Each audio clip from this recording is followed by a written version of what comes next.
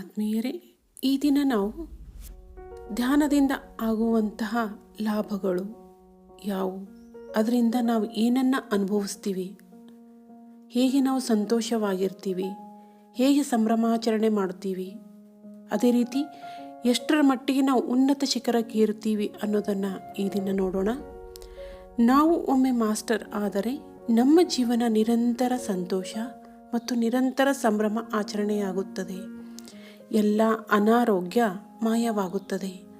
ನಮ್ಮಲ್ಲಿ ಸಹಜ ನಾಯಕತ್ವದ ಗುಣಗಳು ಬೆಳೆದು ನಮ್ಮ ಸುತ್ತಲಿನ ಜನರಿಗೆ ಮಾರ್ಗದರ್ಶಕರಾಗುತ್ತೇವೆ. ನಾವು ಎಲ್ಲರಿಗೂ ಸ್ನೇಹಿತರಾಗುತ್ತೇವೆ. ನಾವು ಮಾಡುವ ಕೆಲಸಗಳು ಸಹಜ ದಕ್ಷತೆಯಿಂದ ಕೂಡಿರುತ್ತದೆ. ನಾವು ಆಯ್ಕೆ ಮಾಡಿದ ಯಾವುದೇ ರಂಗದಲ್ಲಿ ಹೆಚ್ಚು ಯಶಸ್ಸು ಸಾಧಿಸುತ್ತೇವೆ. ಸಂಗೀತ ತೆಗೆದುಕೊಂಡರೆ ಅದ್ಭುತ ಸಂಗೀತರಾಗುತ್ತೇವೆ. ಚಿತ್ರಕಲೆ ತೆಗೆದುಕೊಂಡರೆ ಡಾಕ್ಟರ್ ವಿನ್ಸಿ ಅಂತರಾಗುತ್ತೇವೆ. ಕ್ರಿಕೆಟ್ ತೆಗೆದುಕೊಂಡರೆ ಸಚಿನ್ ತೆಂಡೂಲ್ಕರ್ನಂತರಾಗುತ್ತೇವೆ. ರಾಜಕೀಯ ಪ್ರವೇಶಿಸಿದರೆ ಮಹಾತ್ಮ ಗಾಂಧಿ ಅಂತಾಗುತ್ತೇವೆ. ಆದ್ದರಿಂದ ನಾವೆಲ್ಲ BA ಮಾಸ್ಟರ್ ಎಂಬ ವಿಷಯದ ಬಗ್ಗೆ ವಿಚಾರ ಮಾಡಬೇಕು. BA ಮಾಸ್ಟರ್ ಎಂಬ ವಿಷಯವನ್ನು ಪ್ರತಿಯೊಬ್ಬರಿಗೂ ಹರಡಬೇಕು. ಪ್ರಪಂಚವೆಲ್ಲ ಮಾಸ್ಟರ್ಗಳಿಂದ ತುಂಬಿರಬೇಕು. ಎಲ್ಲರೂ ಬುದ್ಧನ ಬೋಧನೆಗಳನ್ನು ಓದಬೇಕು. 4 ಆರ್ಯ ಸತ್ಯಗಳು, ಮಧ್ಯ ಮಾರ್ಗ, ಅಷ್ಟಾಂಗ ಮಾರ್ಗ, ಭಗವದ್ಗೀತೆಗಳನ್ನು ಓದಬೇಕು. ನಾವು ಅವರ ಬೋಧನೆಗಳನ್ನು ನಮ್ಮ ದಿನನಿತ್ಯದ ಜೀವನದಲ್ಲಿ ಅಳವಡಿಸಿಕೊಳ್ಳಬೇಕು.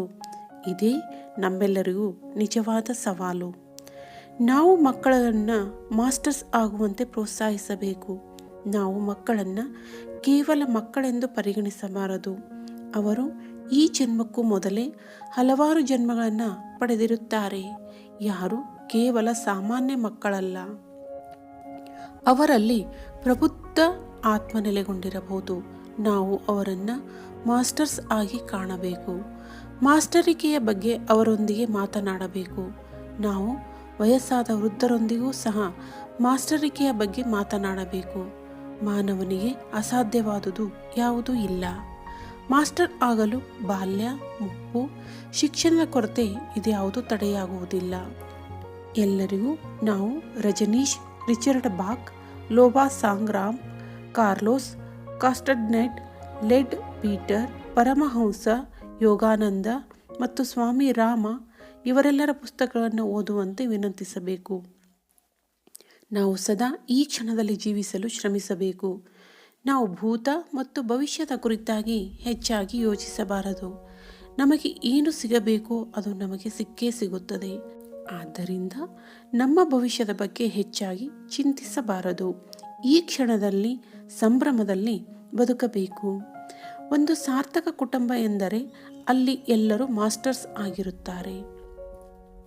ನಾವು ಒಂದೊಮ್ಮೆ ಮಾಸ್ಟರ್ ಆದವೆಂದರೆ ಜನನ ಮರಣ ಚಕ್ರಗಳ ಸರಪಳಿಯನ್ನು ಕೊನೆಗೊಳಿಸುತ್ತೇವೆ. ಭೂಮಿಯ ಮೇಲಿನ ನಮ್ಮ ನಿರ್ದಿಷ್ಟ ಕೆಲಸಗಳು ಪೂರ್ತಿಯಾದ ನಂತರ ನಾವು ಬೇರೆಯವರಿಗೆ ಮಾರ್ಗದರ್ಶನ ಮಾಡಲು ಅಥವಾ ಬೇರೆಯವರಿಗೆ ಆದರ್ಶ ಉದಾಹರಣೆಯಾಗಲು ಮಾತ್ರ ಆಗಾಗ ಜನ್ಮ ಪಡೆಯುತ್ತೇವೆ. ನಂತರ ನಮ್ಮದೇ ಸೃಷ್ಟಿಯನ್ನು ಆರಂಭಿಸುತ್ತೇವೆ. ನಾವು ಹೊಸ ಲೋಕಗಳನ್ನು, ಹೊಸ ಗ್ರಹಗಳನ್ನು ಮತ್ತು ಹೊಸ ನಕ್ಷತ್ರ ಪುಂಜಗಳನ್ನು ನಮ್ಮದೇ ಅಪಾರ ವೈಯಕ್ತಿಕ ಶಕ್ತಿಯ ಅನುಸಾರ ಸೃಷ್ಟಿಸಬಹುದು. ನಾವು ಮಾಸ್ಟರ್ ಆಗಿ ಜೀವಿಸದಿದ್ದರೆ ಮಾಸ್ಟರ್ ಆಗಿ ಮರಣಿಸುವುದಿಲ್ಲ. ಮಾಸ್ಟರ್ ಆಗಿ ಮರಣಿಸದಿದ್ದರೆ ಪುನರ್ಜನ್ಮದ ಸರಪಳಿಯನ್ನು ಕತ್ತರಿಸಲಾಗುವುದಿಲ್ಲ. ನಾವು ಮಾಸ್ಟರ್ ಆಗುವವರೆಗೆ ಮತ್ತೆ ಮತ್ತೆ ಜನ್ಮಿಸುತ್ತಲೇ ಇರಬೇಕಾಗುತ್ತದೆ. ಆದ್ದರಿಂದ ಆದಿಶಂಕರಾಚಾರ್ಯರು ಹೇಳಿದ್ದಾರೆ, ಪುನರಪಿ ಜನನಂ ಪುನರಪಿ ಮರಣಂ ಪುನರಪಿ ಜನನಿ ಜಠರೇ ಶಯನಂ. ಅಂದರೆ BA ಮಾಸ್ಟರ್ ಸಂದೇಶಕ್ಕೆ ಗಮನ ಹರಿಸದಿದ್ದರೆ ಅದು ಅವರ ಸ್ವ ಇಚ್ಛೆ. ಆದರೆ ಮತ್ತೆ ಮತ್ತೆ ಜನ್ಮಿಸುವ ಪರಿಣಾಮಗಳನ್ನು ಎದುರಿಸಬೇಕು. 2 ಸ್ಪಷ್ಟವಾದ ದಾರಿಗಳಿವೆ. ಒಂದು, ಆಧ್ಯಾತ್ಮಿಕತೆಯನ್ನು ಪಾಲಿಸದೆ ಮುಂದೂಡಬಹುದು ಮತ್ತು ಇದಕ್ಕಾಗಿ ಮತ್ತೆ ಮತ್ತೆ ಹುಟ್ಟಬೇಕಾಗುತ್ತದೆ. ಮತ್ತೊಂದು ದಾರಿ, ಈಗಿನ ಜನ್ಮದಲ್ಲೇ ಆಧ್ಯಾತ್ಮಿಕತೆಯಲ್ಲಿ ತೊಡಗಿ ಜೀವಿಸಿದರೆ ಇದೇ ಜನ್ಮವನ್ನು ಕಡೆಯದಾಗಿಸಿಕೊಳ್ಳಬಹುದು. ಆಯ್ಕೆಗಳು ಬಹು ಸುಲಭ. ಇಲ್ಲಿ ಯಾವುದೇ ಅಸ್ಪಷ್ಟತೆ ಇಲ್ಲ. ನಾವು ಭಕ್ತರಾಗಿ ಅಥವಾ ಶಿಷ್ಯರಾಗಿ ಇರಬೇಕೆಂದರೆ ನಾವು ಮತ್ತೆ ಮತ್ತೆ ಇಲ್ಲಿಗೆ ಬರಬೇಕಾಗುತ್ತದೆ. ಆದರೆ ಮಾಸ್ಟರ್ ಆಗಬೇಕೆಂದು ಆಯ್ಕೆ ಮಾಡಿದರೆ ಇದೇ ನಮ್ಮ ಕೊನೆಯ ಜನ್ಮವಾಗಬಹುದು. ಈ ಎರಡು ದಾರಿಗಳು ಸ್ಫಟಿಕದಷ್ಟೇ ಸ್ಪಷ್ಟವಾಗಿವೆ. ಒಬ್ಬ ಮಾಸ್ಟರ್ನನ್ನು ನೋಡಲು, ಕೇಳಲು ಮತ್ತು ಅವರೊಂದಿಗಿರಲು ಸಂತೋಷವಾಗುತ್ತದೆ. ಒಬ್ಬ ಮಾಸ್ಟರ್ ಎಲ್ಲರೊಳಗೆ ಒಂದಾಗಿರುತ್ತಾನೆ ಮತ್ತು ಎಲ್ಲರೂ ಮಾಸ್ಟರ್ ಒಳಗೆ ಒಂದಾಗಿರುತ್ತಾರೆ.